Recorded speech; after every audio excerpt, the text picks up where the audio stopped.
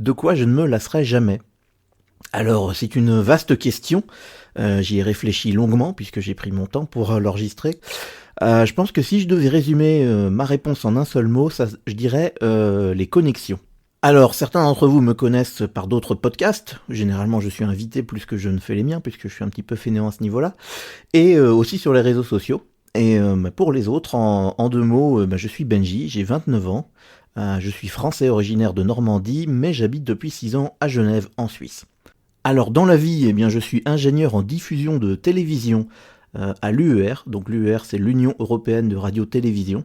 Donc en gros, l'UER, c'est l'association de toutes les télévisions et radios publiques d'Europe qui ont mis leurs moyens en commun dans les années 50 afin de créer un réseau en commun, le réseau Eurovision. Et c'est sur ce réseau qu'on effectue tout un tas de transmissions de télévision, que ce soit dans le domaine de l'actualité, du sport ou du divertissement. Et c'est aussi nous qui organisons depuis plus de 60 ans le concours Eurovision de la chanson. Donc voilà un petit peu pour le résumé. Alors, le siège de l'UER se trouve à Genève, c'est d'ailleurs pour ça que j'y habite. Du coup, j'ai envie de vous dire un petit mot sur cet endroit pour contextualiser un petit peu. Donc le canton de Genève, c'est le dernier État à avoir intégré la Suisse. Certains disent qu'il y a plutôt un esprit ici qui est genevois plutôt que suisse d'ailleurs. Et il y a ici une très grande tradition internationale. Alors la Croix-Rouge a été fondée à Genève au XIXe siècle, mais depuis il y a eu un nombre incroyable d'institutions internationales qui sont implantées. L'ONU, l'Organisation des Nations Unies, a un de ses sièges à Genève, le plus ancien d'ailleurs. On trouve aussi l'OMS, l'Organisation mondiale de la santé, le HCR, le Haut Commissariat pour les réfugiés, le CERN, le Centre européen de recherche nucléaire, et plein d'autres ici, comme l'UER où je travaille. Et bien sûr, toutes ces organisations-là, ils ont leurs employés, leurs représentants et tout un tas de gens qui gravitent autour et qui vivent ici. Et c'est ce qu'on appelle la Genève internationale. Faut bien se rendre compte qu'ici à Genève, 40% de la population des résidents n'est pas suisse. C'est très très important comme taux. Et vous imaginez bien que du coup, dans la vie de tous les jours, on croise des gens de tous les pays, de tous les milieux. Dans la rue, on entend parler toutes les langues, et moi je trouve ça extraordinaire. Et depuis 6 ans que je suis établi ici, du coup j'ai fait des connexions, je me suis fait des amis de tous les horizons. Je vais regarder ma liste Facebook là, je trouve que c'est un bon référentiel parce que j'essaye de garder Facebook un peu fermé, un peu pour la famille et les, entre guillemets, les vrais amis et collègues, donc j'ai rencontré en vrai, un peu au contraire de Twitter que je garde un peu plus ouvert, même avec les gens, on va dire de l'internet que j'ai pas forcément rencontré en vrai. Après c'est juste moi, vous faites ce que vous voulez.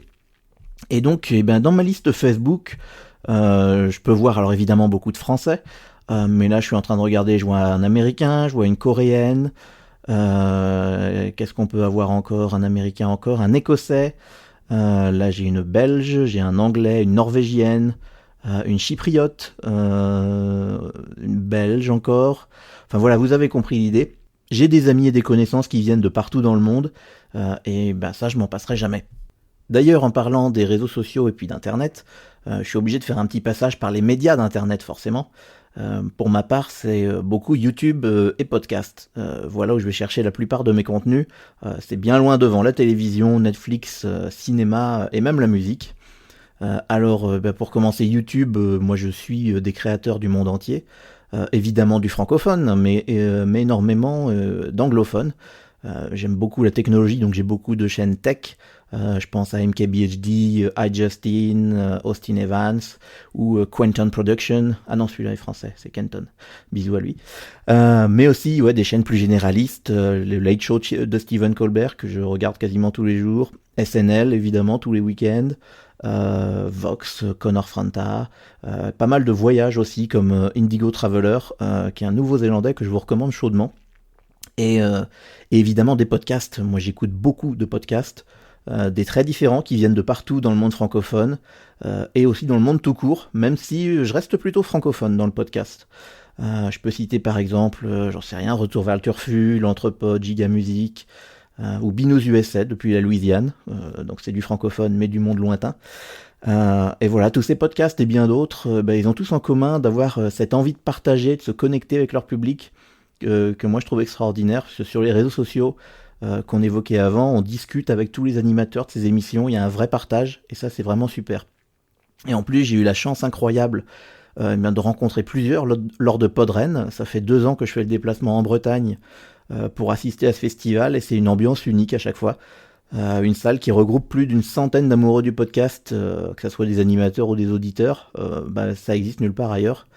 Et en 2 ans, j'ai pu rencontrer tellement de gens dont j'aime le travail et pouvoir leur dire en face et échanger avec, c'est franchement incroyable. Et voilà, donc le podcast, ça a cette proximité avec son public qu'on retrouve que dans ce média, et c'est un vrai plaisir que d'établir des connexions sur les réseaux sociaux et aussi dans la vie. Et pour nous donner l'occasion de se rencontrer, je profite du temps de parole qui m'est donné pour envoyer tous mes remerciements les plus chaleureux à l'équipe de Bad Geek qui s'occupe de Podren. Merci à vous pour tout ça. Allez, retour au boulot. Je vous ai parlé brièvement de l'UER. Donc pour ma part, mon travail d'ingénieur en diffusion de télévision, c'est de mettre en place et de supporter tout ce qui est moyens techniques qui permettent à ce réseau de fonctionner. Donc je vais évidemment pas rentrer dans les détails, mais c'est un travail d'ingénieur, donc ça correspond à ma formation, mais aussi qui me permet d'établir de nombreuses connexions. Donc évidemment des connexions techniques, mais aussi des connexions humaines. Pour le côté technique, vous pouvez l'imaginer, je travaille sur un réseau qui est mondial, et j'établis des transmissions entre des villes ou des pays qui sont parfois lointains. Quand je rentre le soir, je peux me dire que j'ai par exemple suivi, une installation d'équipement en Asie, une modification de réseau en Europe, ou peut-être pointer une antenne satellite en Amérique. Généralement c'est dans cet ordre-là à cause des fuseaux horaires. Mais pour le côté humain, mon travail c'est un environnement qui est incroyable, parce que j'ai des collègues ici à Genève qui viennent d'une quarantaine de nationalités. Évidemment, il y a une grosse partie de Suisses, de Français, par la position géographique, mais il y a aussi des gens qui viennent de toute l'Europe, voire au-delà. Dans les couloirs, on parle principalement français et anglais, français avec les francophones et anglais avec tous les autres. De toute façon, je parle pas d'autres langues, donc ça va s'arrêter là avec moi. Mais quand je passe dans le centre de contrôle, alors vous avez probablement déjà vu ça en photo ou ailleurs, un centre de contrôle de TV, c'est une grande pièce où généralement il y a un mur qui est recouvert d'écrans, avec des gens qui sont devant, qui regardent les écrans et qui opèrent les transmissions à partir de là. Et donc voilà, dans le centre de contrôle, on peut entendre parfois une discussion en allemand, pendant qu'il y a un collègue qui parle en russe au téléphone avec un autre, et puis qu'un dernier, donne des indications en italien à travers un intercom. Donc c'est vraiment une ambiance qui est incroyable et unique. En plus, on se moque de nos accents respectifs. On s'enseigne évidemment des insultes dans nos langues respectives aussi. Donc savoir jurer en grec, c'est assez chouette. Et évidemment, entre collègues, on se raconte nos vies, d'où est-ce qu'on vient, comment on est arrivé là, et chacun a une histoire différente. C'est vraiment un environnement qui est unique et que j'apprécie tous les jours. Et en plus de travailler à Genève, j'ai aussi l'occasion de voyager. Donc parfois dans nos bureaux distants, par exemple à Washington ou à New York, où on a des bureaux, mais aussi sur des événements comme l'Euro de football que j'avais suivi en 2016, des matchs de la Ligue des Champions, ou encore le concours Eurovision de la chanson. Et justement, au moment où j'enregistre, je suis rentré hier de Tel Aviv en Israël, où se passait le dernier concours Eurovision. Et j'ai passé là-bas une semaine avec plusieurs collègues afin d'établir et de supporter tout ce qui était les connexions justement qui servent au concours. Et c'est vraiment une ambiance magique ce concours. Parce que, outre les performances artistiques alors qu'on aime ou qu'on n'aime pas, pour moi le concours Eurovision c'est un moment qui est incroyable de rassemblement. La grande finale c'est regardé par 200 millions de personnes en direct. C'est énorme, c'est absolument énorme. Dans la salle, quand il y a des plans larges, on peut apercevoir le public qui agite des drapeaux de tous les pays. Ça existe nulle part ailleurs pour du divertissement. Un collègue me disait que c'est un petit peu les Jeux Olympiques pour ceux qui n'aiment pas le sport, c'est un petit peu ça. Donc voilà, donc 200 millions, autant vous dire qu'on fait au mieux techniquement pour que tout le monde puisse regarder. Et surtout, à la fin du concours, tous les pays participants votent en direct pour leur chanson préférée depuis leur capitale respective. Ça peut paraître rien aujourd'hui parce qu'on fait des FaceTime avec le bout du monde en quelques secondes, mais n'empêche que ça reste une prouesse technique incroyable. Tous les pays regardent le même concours en direct et les transmissions sont établies depuis une quarantaine de pays, 41 je crois cette année, oui c'est ça, jusqu'aux pays organisateurs afin que chaque représentant puisse passer à l'antenne en direct et annoncer ses points. Je donne mes 12 points à un tel. Voilà, moi j'en suis à mon deuxième concours Eurovision en tant qu'ingénieur sur site, et c'est toujours un moment qui est excitant et franchement unique.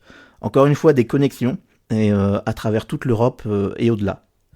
Voilà, pour conclure, je pense que vous avez compris mon engouement, que c'est vraiment ce dont je me lasserai jamais, établir des connexions autant humaines que techniques avec des gens du monde entier, être dans un cadre multiculturel, autant dans la vie privée que professionnelle, ça fait vraiment partie de moi.